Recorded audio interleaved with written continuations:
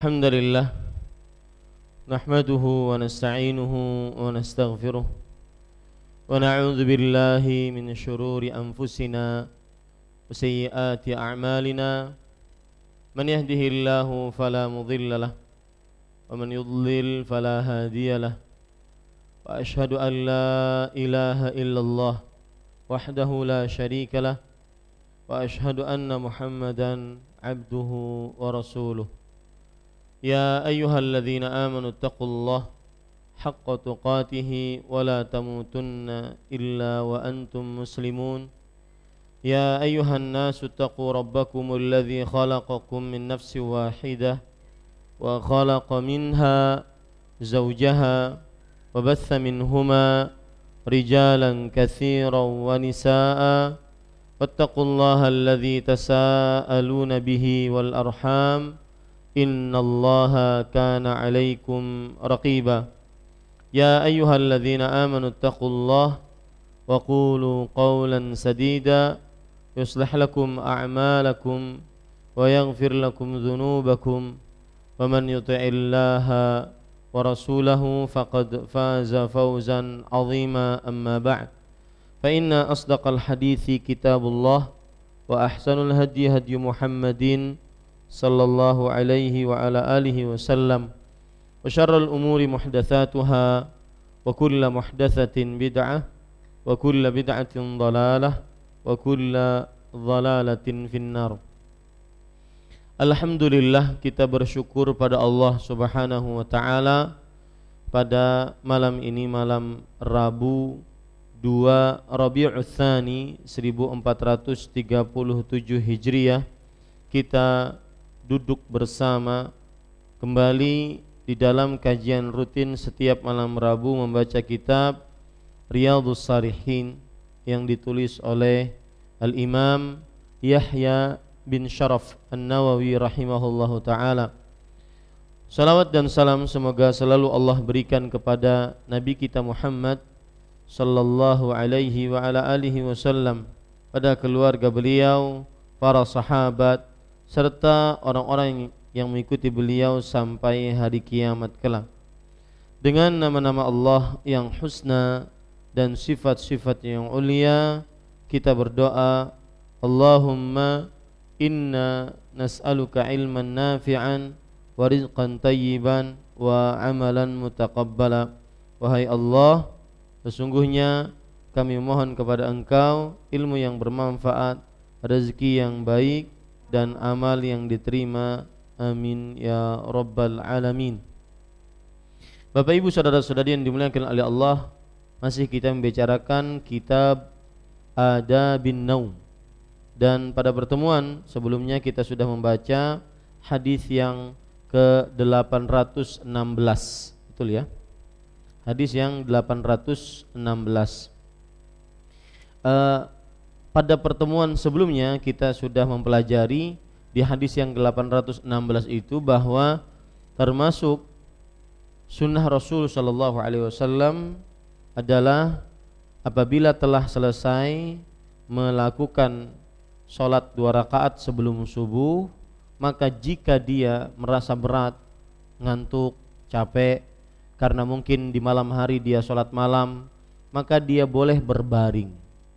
Pada pertemuan sebelumnya kita sebutkan bersama bahwa berbaring di sini adalah tidur. Ya. Maka di sini yahtamil. Ada dua makna. Kemungkinan dua makna. Yaitu ittija', falyattaji' di sini hendaklah dia berbaring. Ada maknanya tidur. Berbaring kemudian tidur. Ada maknanya yaitu merebahkan diri. Berbaring, merebahkan diri, tetapi tidak tidur. Dan sebagian ulama berpendapat bahwa inilah makna yang benar. Setelah sholat 2 rakaat sebelum subuh, maka berbaring. Berbaring tetapi tidak tidur. Buktinya apa? Sebagian mereka mengatakan bahwa buktinya Rasul sallallahu alaihi wasallam setelah diberitahukan adanya azan atau adanya iqamah, beliau langsung bangun dan menuju sholat. menunjukkan bahwa yang dimaksud dengan iltija' yaitu berbaring setelah mengerjakan 2 rakaat sebelum subuh, itu maksudnya adalah rebahan, berbaring, bukan tidur. Ya, bukan tidur. Maka di sini para ikhwan yang dirahmati oleh Allah Subhanahu wa taala, memang terjadi perbedaan pendapat di antara para ulama. Yang jelas yang menjadi pembicaraan adalah bahwa apabila seseorang tatkala setelah sholat malam kemudian sampai waktu pagi, datang waktu subuh, kemudian azan, dia mengerjakan 2 rakaat sebelum subuh, maka kalau merasa berat, merasa ngantuk, maka silahkan dia berbaring. Kalau seandainya dia tertidur, berarti dia berwudu. Kalau seandainya dia tidak tertidur, maka berarti dia langsung menuju sholat untuk mengerjakan sholat subuh. Nah, ini para ikhwan yang dirahmati Allah. Ada yang lebih ekstrim lagi, pendapat yang mengatakan bahwa berbaring di sini hukumnya adalah wajib. Tidak sah sholat subuh kecuali berbaring setelah 2 rakaat setelah sholat 2 rakaat sebelum subuh. Nah, subhanallah. Ya. Jadi semua dari kita habis 2 rakaat sebelum subuh baring semua. Karena enggak sah menurut sebagian pendapat bahwa tidak sah sholat subuhnya kalau seandainya setelah 2 rakaat sebelum subuh dia tidak berbaring. Maka kita jawab bahwa Rasul sallallahu alaihi wasallam berbaring setelah 2 rakaat sebelum subuh itu karena beliau merasa capek setelah di malam hari mengerjakan sholat tahajud. Taib. Itu sekedar tambahan. Jadi makna yang benar adalah berbaring, kemudian kalau tertidur berarti dia harus berwudu, kalau tidak tertidur berarti dia langsung menuju sholat subuh jika sudah diiqomahkan sholat subuh tersebut. Kita baca hadis yang ke-817. An Hudzaifah radhiyallahu anhu qala kana an-nabiy sallallahu alaihi wa sallam idza akhadha madja'ahu min al-lail wada'a yadahu tahta khaddihi thumma yaqul Allahumma bismika amutu wa ahya wa idza istayqadha qala alhamdulillahi alladhi ahyana ba'da ma amatana wa ilaihin nusyur. Rawahul Bukhari.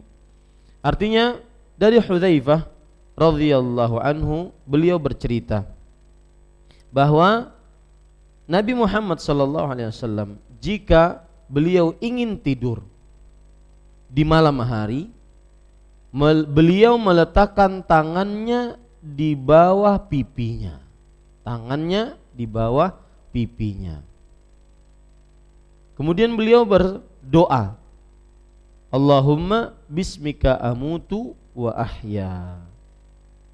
Kemudian jika beliau bangun dari tidurnya, maksudnya beliau mengucapkan alhamdulillahilladzi ahyana ba'da ma amatana wa ilaihin nusyur. Hadis riwayat Bukhari.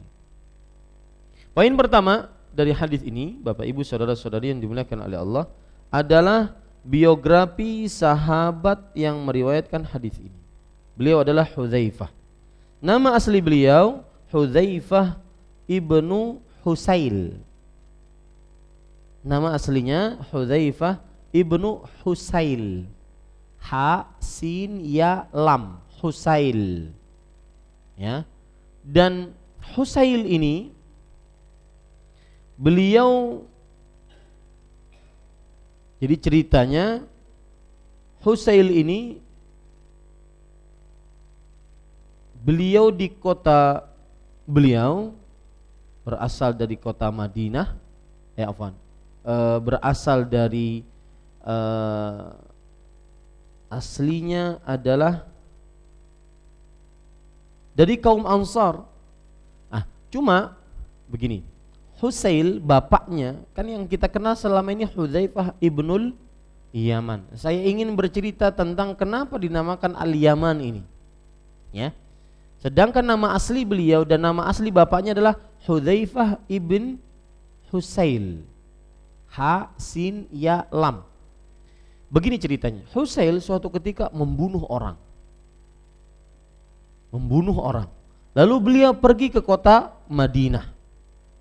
Lalu setelah itu beliau membuat perjanjian dengan Bani Abdul Ashhal.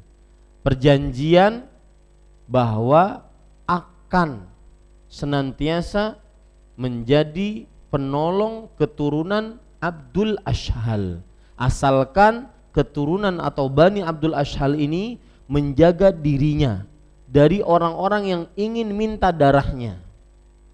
Paham?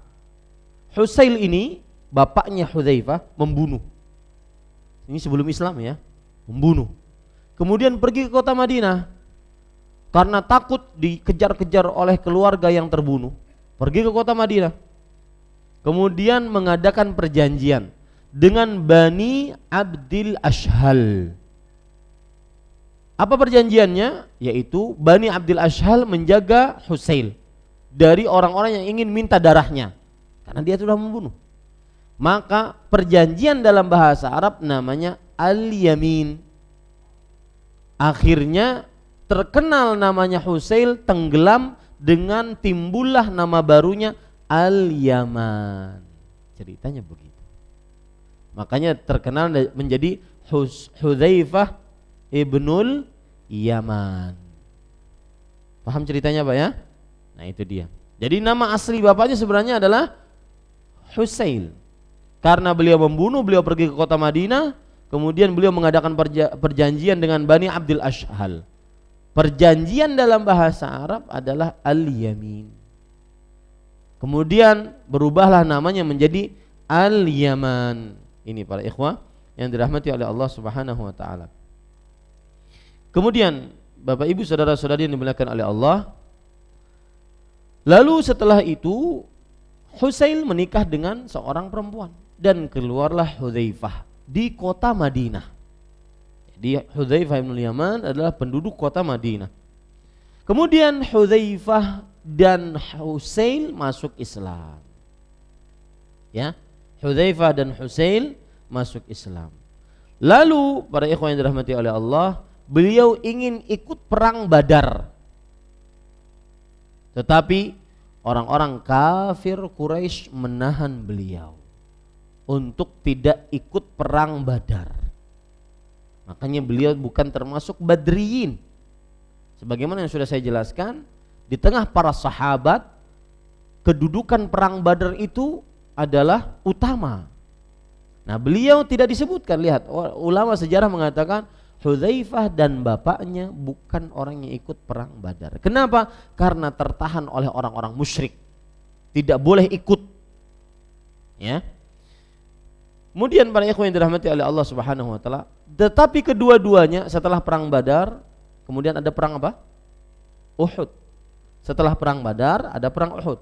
Perang Badar Rasulullah SAW dan kaum muslim menang, perang Uhud Rasulullah SAW dan kaum muslim terdesak. Nah, di peperangan Uhud kedua-duanya ikut. Al-Yaman yaitu Husail ini terbunuh.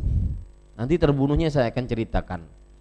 Yang jelas Al-Yaman bapaknya Hudzaifah ataupun Husail terbunuh di mana? Di peperangan apa? Peperangan Uhud. Para ikhwan yang dirahmati oleh Allah Subhanahu wa taala, Hudzaifah ibnul Yaman salah satu keistimewaan atau saya sebutkan sekarang keistimewaan Hudzaifah. Yang pertama, beliau salah satu perawi hadis yang banyak meriwayatkan hadis dari Rasul sallallahu alaihi wasallam. Ya. Bahkan para sahabat dan para tabi'i banyak mengambil hadis dari beliau. Jadi keutamaan Hudzaifah ibnul Yaman yang pertama yaitu beliau adalah salah satu minal muktsirina fi riwayatil hadis. Salah satu orang-orang yang banyak meriwayatkan hadis Rasul sallallahu alaihi wasallam. Kemudian para ikhwah yang dirahmati oleh Allah Subhanahu wa taala, keutamaan yang kedua yaitu beliau adalah sahabat yang menyimpan rahasia-rahasia dari Rasulullah sallallahu alaihi wasallam. Yang disebut dengan sahibu sirri Rasulillah sallallahu alaihi wasallam. Sahabat Nabi yang menyimpan rahasia-rahasia dari Rasulullah sallallahu alaihi wasallam. Apa rahasia-rahasianya? Di antaranya nama-nama orang munafik sampai hari kiamat. Nama-nama orang munafik sampai hari kiamat. Subhanallah. Kemudian kejadian-kejadian yang terjadi sampai hari kiamat, itu Hudzaifah menyimpan rahasianya. Ya. Ini para ikhwah yang dirahmati oleh Allah Subhanahu wa taala. Bahkan yang menarik yaitu Hudzaifah sering ditanya oleh Umar bin Khattab. Perlu diketahui, Hudzaifah ini menjadi gubernur di masa Umar bin Khattab di kota Madain. Madain itu dekat Madinah. Al-Madain. Menjadi gubernur di zamannya Umar bin Khattab radhiyallahu anhu di kota Madain. Umar bin Khattab radhiyallahu anhu sering bertanya kepada Rasulullah sallallahu alaihi wasallam, kepada siapa? Hudzaifah, tentang orang-orang munafik. Di antaranya Umar bin Khattab berkata, "Afi ummali ahadul minal munafiqin?" Wahai Hudzaifah, engkau kan sahabat yang menyimpan rahasia Rasulullah sallallahu alaihi wasallam. Itu gubernur-gubernurku semuanya yang ada di Mekah, di Madinah, kemudian yang ada di Irak, di Syam, di ini. Itu apakah mereka ada orang-orang munafik? Karena tadi rahasia nama-nama orang munafik sampai hari kiamat ada pada siapa? Hudzaifah radhiyallahu anhu. Itu gubernur-gubernurku, adakah mereka munafik? Maka Hudzaifah mengatakan, "Na'am wahid." Ya, satu orang. Subhanallah. Ya, satu orang. Maka kemudian qala man huwa? Lalu siapa mereka? Siapa dia? Kata Umar bin Khattab kepada Hudzaifah. Maka Hudzaifah mengatakan, la adzkuruhu. Aku tidak akan menyebutkannya kepada engkau. Maka tidak lama kemudian, ya, kata Hudzaifah, fa'azalahu ka'annama dulla alaih. Kata Hudzaifah radhiyallahu anhu, lalu Umar berhentikan satu gubernur. Mungkin Allah memberikan petunjuk kepada Umar. Nah, ini Bapak Ibu saudara-saudari yang dimuliakan oleh Allah Subhanahu wa taala. Kemudian para ikhwah, Bapak Ibu saudara-saudari yang dimuliakan, yang lebih ajib lagi tentang bahwa Hudzaifah menyimpan rahasia nama orang-orang munafik. Umar menggunakannya dengan sebaik-baiknya radhiyallahu anhuma. Yaitu jika ada orang yang meninggal, Umar radhiyallahu anhu bertanya kepada Hudzaifah, apakah orang munafik atau enggak? Kalau seandainya Hudzaifah menghadiri jenazahnya, oh berarti baik. Umar sholat atasnya. Kalau tidak dihadiri jenazahnya, maka Umar mengatakan silakan sholatkan teman kalian ini. Berarti itu tidak diridhoi oleh Allah Subhanahu wa taala. Sampai sekian. Hudzaifah radhiyallahu anhu. Kemudian para ikhwan yang dirahmati oleh Allah Subhanahu wa taala, ada cerita yang juga mengenaskan tentang Hudzaifah, yaitu tatkala perang Uhud. Jadi dahulu orang yang berperang dia memakai penutup kepala, penutup wajah, sehingga tidak diketahui mana musuh, mana kawan, kecuali dengan tanda yang jelas. Nah, Al-Yaman atau Husail tadi, dia menutup kepalanya dan tidak ditemukan oleh para sahabat Nabi bahwasanya dia seorang muslim, tidak diketahui, tandanya tidak jelas. Maka akhirnya apa yang terjadi? Akhirnya para kaum muslim membunuh bapaknya, salah dengan salah, sampai Hudzaifah mengatakan sambil berteriak, abi, abi, bapakku, bapakku. Ya kaum, wahai kaum, itu bapakku, bapakku. Akan tetapi ini keutamaan Hudzaifah yang lain, sudah terbunuh. Dengan takdir Allah, bapaknya terbunuh di tangan para sahabat Nabi radhiyallahu anhu. Lalu otomatis dalam agama Islam tentunya ada hukum qisas. Dan Hudzaifah tidak mungkin mengqisas orang yang membunuh bapaknya karena sedang berjihad di jalan Allah. Maka harus turun menjadi kompensasi, hukum diat. Jadi hukum penggal turun menjadi hukum kompensasi, hukum diat. Tetapi apa yang dilakukan Hudzaifah dengan hukum diat tersebut? Hudzaifah menginfakkan seluruh diat yang dia dapatkan di jalan Allah Subhanahu wa taala. Paham Pak hukum diat, Pak? Jadi kalau ada si fulan ya membunuh fulan, maka keluarganya si fulan ini berhak untuk menuntut agar si fulan ini diqisas. Kalau keluarganya memaafkan, ya, yang terbunuh ini keluarganya memaafkan, maka turunlah dari hukum qisas kepada hukum diat. Hukum diat itu bayar uang dengan uang. Ya. Maka Hudzaifah bin Yaman mendapatkan hukum diat dari orang yang membunuh bapaknya. Tapi seluruh diat tersebut beliau jalankan di jalan Allah Subhanahu wa taala. Beliau infakkan tersebut di jalan Allah Subhanahu wa taala. Kemudian para ikhwan yang dirahmati oleh Allah Subhanahu wa taala, Hudzaifah meninggal pada tahun 36 Hijriyah. Setelah membaiat Ali sekitar 40 hari. Sekitar 40 hari beliau membaiat Ali, kemudian pada tahun 63 Hijriyah meninggal. Di mana meninggalnya? Yaitu di kota Madain tadi. Madain itu sekitar 30 sampai 40 dari kota Madinah, 40 kiloan dari kota Madinah. Dan meninggal di sana. Kapan meninggalnya? Meninggal setelah 40 hari membaiat Ali bin Abi Thalib radhiyallahu anhu. Sekitar tahun 36 Hijriyah. Ini adalah cerita tentang Hudzaifah radhiyallahu anhu. Makanya beliau mendapatkan gelar sahibu sirri Rasulillah sallallahu alaihi wasallam. Sahabat yang menyimpan rahasia-rahasia Rasulullah sallallahu alaihi wasallam. Kita baca hadisnya. Karena Nabi sallallahu alaihi wasallam idza akhadha madja'ahu minal lail. Nabi Muhammad SAW jika ingin tidur di malam hari, di waktu malam, wada'a yadahu tahta khaddi. Beliau meletakkan tangannya di atas di bawah pipinya.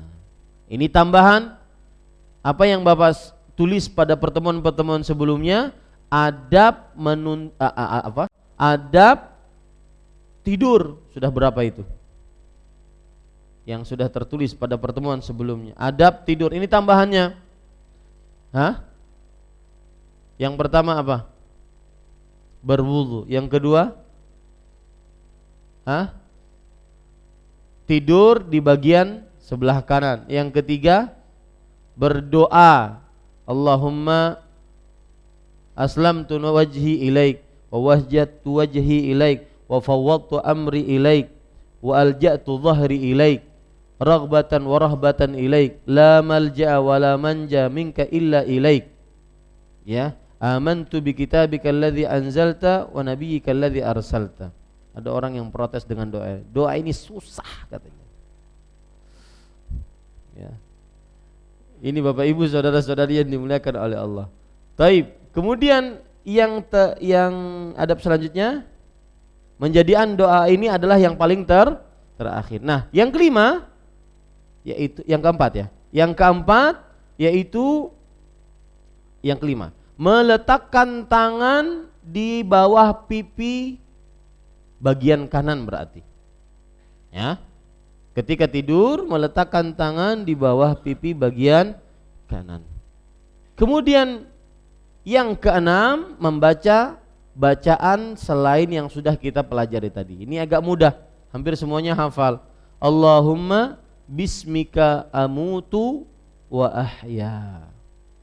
Dalam beberapa riwayat bismika dulu. Bismika Allahumma amutu wa ahya. Adapun didahulukan ahya wa amut lemah.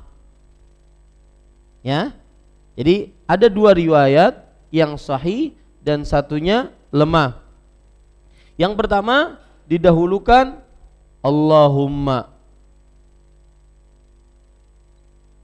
bismika ya amutu wa ahya.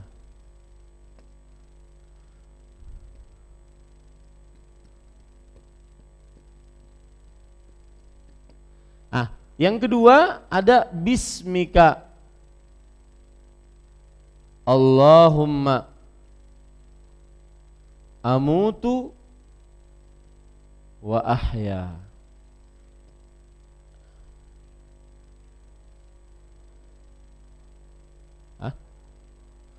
Ya, sebentar.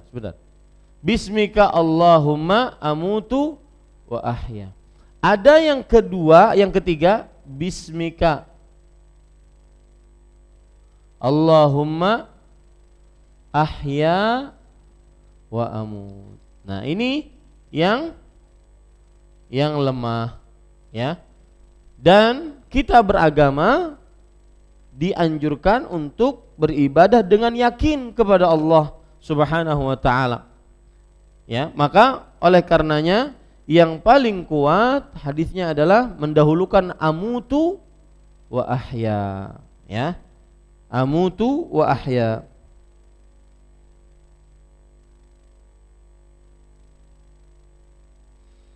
Baik. Bapak Ibu saudara-saudari yang dimuliakan oleh Allah Subhanahu wa taala,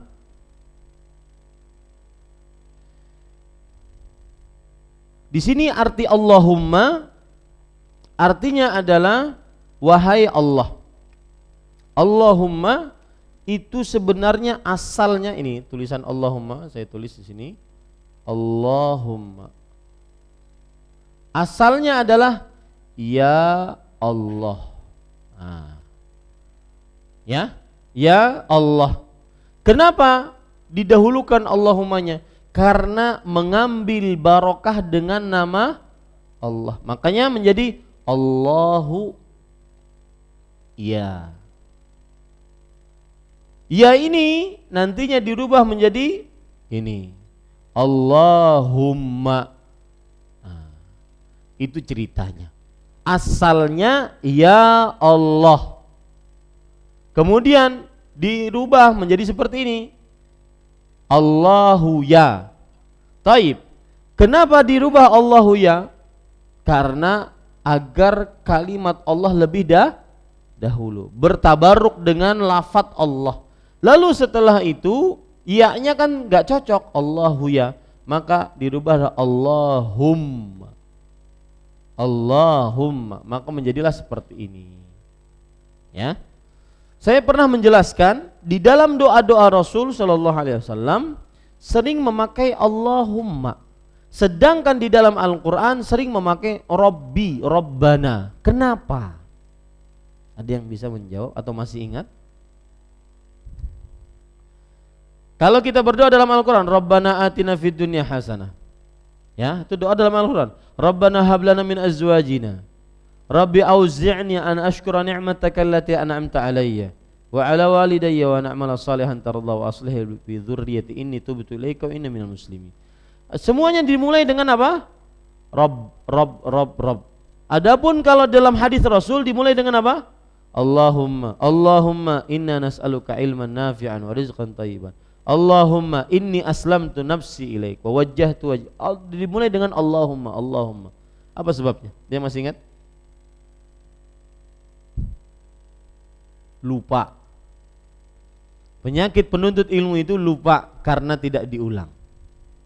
Makanya kita ulang.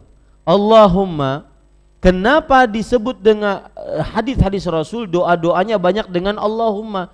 Karena Nabi Muhammad SAW yang berdoa itu adalah hamba dan menghambakan diri kepada Allah. Dan penghambaan itu artinya adalah pakai Allahumma.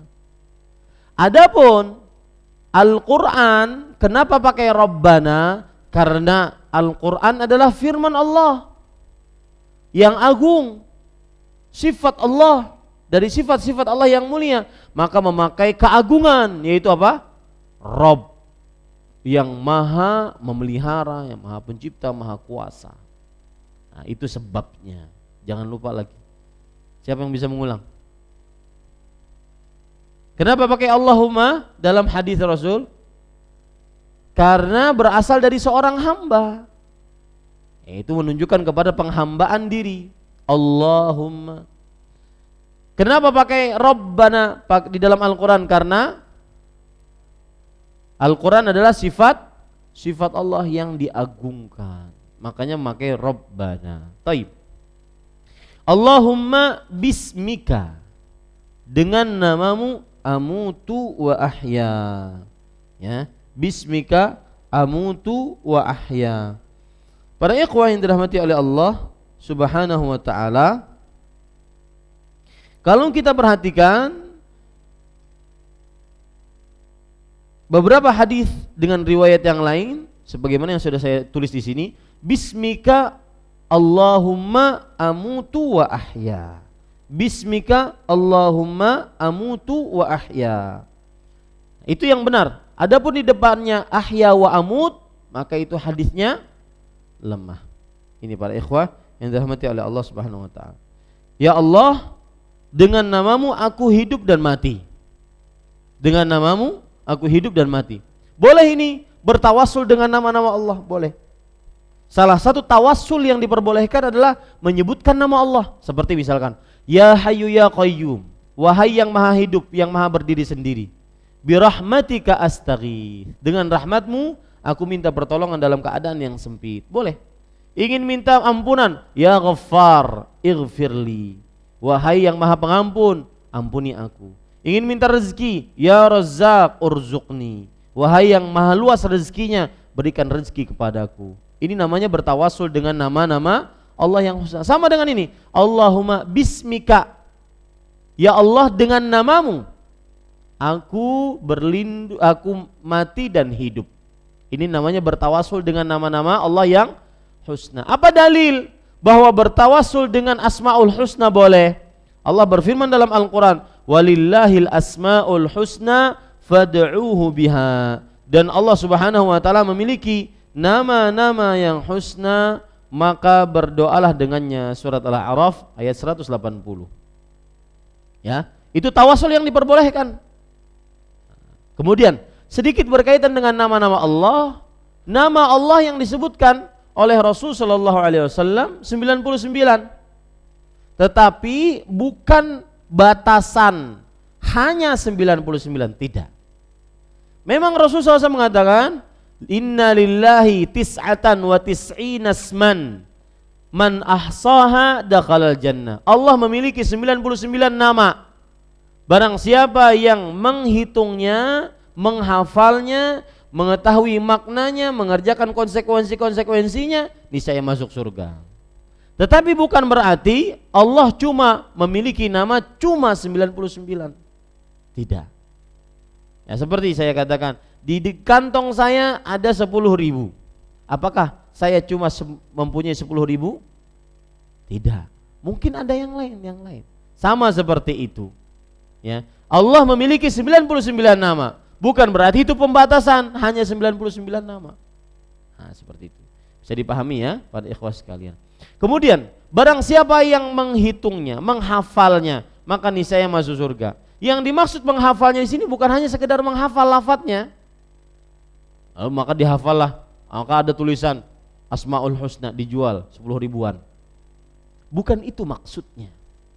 Tetapi menghafalnya maksudnya dihafal, dipahami maknanya, dikerjakan konsekuensinya. Ya. Seperti misalkan Allah mempunyai nama Al-Alim, sifatnya Al-Ilm. Namanya Allah Al-Alim. Dari Al-Alim itu Allah berarti mempunyai sifat Al-Ilm, maha mengetahui, mempunyai sifat pengetahuan. Maka ketika kita meyakini Allah maha mengetahui, Allah mengetahui apapun yang kita kerjakan, maka kerjakan konsekuensinya. Hati-hati kalau melakukan maksiat, baik itu meninggalkan kewajiban, melalaikan kewajiban, ataupun melanggar larangan. Kenapa hati-hati? Karena Allah maha mengetahui. Itu namanya ihsa. Man ahsaha dakhala jannah. Barang siapa yang menghafalnya, mengetahui maknanya, mengerjakan konsekuensi-konsekuensinya, niscaya dia masuk surga. Jadi bukan berarti ya, kemarin saya 2 malam yang lalu kalau tidak salah, di salah satu warung makan ada yang menawarkan tulisan-tulisan begitu, Asmaul Husna. Maka saya ingin memberikan nasihat bahwa yang dimaksud oleh Rasulullah bukan itu. Bukan kertas ditulis Asmaul Husna, kemudian setelah itu kita tempel di dinding, kemudian setelah itu niscaya rumahnya masuk surga. Enggak. Ya, tetapi dihafal maknanya, kemudian dikerjakan konsekuensinya. Itu sekitar nama-nama Allah yang husna. Taib. Wa idza staiqadha, dan jika dia bangun maksudnya dari tidur. Tidur kapan ini? Tidur malam atau tidur siang? Berdasarkan hadis ini tidur malam. Apakah kemudian ada tidur siang juga membaca doa setelah tidur? Iya. Kenapa? Karena penyebutan malam karena memang asal hukum tidur terjadi di malam hari. Bukan berarti pembatasan di malam hari saja doanya dibaca, tetapi setiap bangun tidur, ya. Kemudian qala alhamdulillahilladzi ahyana ba'da ma amatana wa ilaihin nusyur. Segala puji hanya milik Allah. Kenapa segala pujian hanya milik Allah, Pak? Ada yang bisa jawab, Pak? Kenapa segala pujian hanya milik Allah? Karena Allah Maha terpuji. Satu, betul jawabannya. Allah itu sempurna. Allah itu Maha terpuji, Maha mulia, Maha perkasa, Maha di maha. Ya. Maka kita memuji Allah karena kesempurnaan Allah. Yang kedua, kenapa Allah kita puji? Nah, karena enggak, pertanyaannya jelas. Kenapa Allah kita puji? Hah? Karena pemilik jagat, sama dengan jawaban tadi. Iya, Rabb sama. Segala puji hanya milik Allah, Rabb semesta alam. Allah yang memiliki alam semesta, betul. Kenapa kita puji Allah? Kenapa kita ucapkan alhamdulillah? Kapan kita ucapkan alhamdulillah? Ketika kita mendapatkan nikmat. Apa yang saya tuju dari semua ini? Yaitu bahwa kita mengucapkan alhamdulillah bukan hanya sekedar tatkala dapat nikmat, tapi kita puji Allah juga tatkala kita melihat kebesaran penciptaan Allah. Itu dia, ya. Jadi itu bedanya pujian dengan syukur. Kalau kita memuji, kapan kita bersyukur? Mengucapkan alhamdulillah kapan? Kalau dapat nikmat. Kapan kita memuji? Kalau dapat nikmat plus kalau melihat kesempurnaan ciptaan Allah. Ya. Ini para ikhwan yang dirahmati oleh Allah Subhanahu wa taala. Ya, silakan azan dulu. Bapak, Ibu, saudara-saudari yang dimuliakan oleh Allah. Jadi tadi kapan kita memuji Allah? Tatkala kita mendapat nikmat. Dan tatkala kita mendapat nikmat dan tatkala kita melihat keagungan dan kebesaran ciptaan Allah Subhanahu wa taala. Ya. Kemudian kapan kita bersyukur? Tatkala mendapat nikmat saja. Itu bedanya pujian dengan syukur. Ya, melihat yang indah-indah maka kita puji Allah. Subhanallah, masya Allah. Ya. Adapun tatkala mendapat nikmat baru kita bersyukur kepada Allah Subhanahu wa taala. Nah, salah satu bentuk pujian kita karena kita mendapatkan ahyana ba'da ma amatana, yang telah menghidupkan kita setelah kematian kita. Wa ilaihin nusyur. Di sini disebutkan bahwa tidur adalah kematian. Karena memang sudah kita jelaskan di awal bahwa tidur adalah kematian yang kecil. Kalau Allah Subhanahu wa taala takdirkan orang tersebut masih hidup, maka Allah akan kembalikan rohnya. Tapi kalau Allah Subhanahu wa taala takdirkan orang tersebut meninggal, maka Allah tahan rohnya tidak kembali ke dunia, ke dalam tubuhnya. Wa ilaihin nusyur. Maksudnya hanya kepadanya akan dikembalikan manusia. An-nusyur, yaitu manusia seluruhnya setelah dibangkitkan dari kuburnya akan dikumpulkan kepada Allah Subhanahu wa taala. Hadis riwayat Bukhari. Taib. Apa pelajaran yang kita bisa ambil dari hadis ini? Yang pertama, adab tidur dan sunnahnya adalah meletakkan tangan di bawah pipi. Di bawah pipi bagian kanan. Wah Ustadz, kalau ada orang bertanya, Ustadz saya seperti itu pernah melakukan, nggak bisa tidur, 2 jam nggak bisa tidur begitu. Nah gimana ini? Maka jawabannya harus perlu usaha. Ya, karena apa yang disyariatkan oleh Rasul Shallallahu Alaihi Wasallam pasti ada maslahat kebaikan bagi seseorang di dunianya sebelum akhiratnya. Makanya saya berpesan, jika belum terbiasa dengan tidur bagian kanan, misalkan, Ustaz, saya tidak bisa tidur bagian kanan, itu nggak bisa tidur. Tapi saya tidurnya bisa tengkurap, tidur langsung. Nggak sampai 1 menit langsung tidur. Maka ini bagaimana? Maka harus dicoba, harus berusaha untuk melakukan sunnah Rasul Sallallahu Alaihi Wasallam. Saya tidur meletakkan tangan di bawah pipi kanan. Ya, habis tidur maka kada kau digerakkan lagi. Maka pada saat itu karena nggak biasa. Karena tidak biasa, maka dibiasakan. Siapa yang biasakan, maka dia akan bisa. Kemudian pelajaran yang kedua dari hadis ini adalah bolehnya menyebut tidur dengan kata kematian. Bolehnya menyebut tidur dengan kata kematian. Kenapa? Karena tidur adalah kematian yang kecil. Kemudian pelajaran yang selanjutnya dari hadis ini adalah Allah lah yang maha mengatur alam semesta. Allah yang menghidupkan, mematikan. Allah yang menghidupkan orang-orang yang sudah mati dan semisalnya. Kemudian pelajaran selanjutnya yang kita bisa ambil dari hadis ini adalah bahwa seorang hamba wajib bersyukur, wajib memuji Allah dalam setiap keadaannya. Baik dalam keadaan sempit ataupun dalam keadaan lapang, luas, mudah, lancar rezeki. Atau sempit rezeki, banyak hutang, ya, dagang tidak laku-laku, sempit, tetap memuji Allah. Kenapa? Karena Allah berhak atas segala pujian. Dalam keadaan sehat, puji Allah. Dalam keadaan sakit pun puji Allah Subhanahu wa ta'ala. Para ikhwan yang dirahmati oleh Allah Subhanahu wa ta'ala. Ya, kita beralih kepada pelajaran sejarah. Kita cukupkan kajian Riyadhus Shalihin. Sallallahu Nabi Muhammad. Walhamdulillah.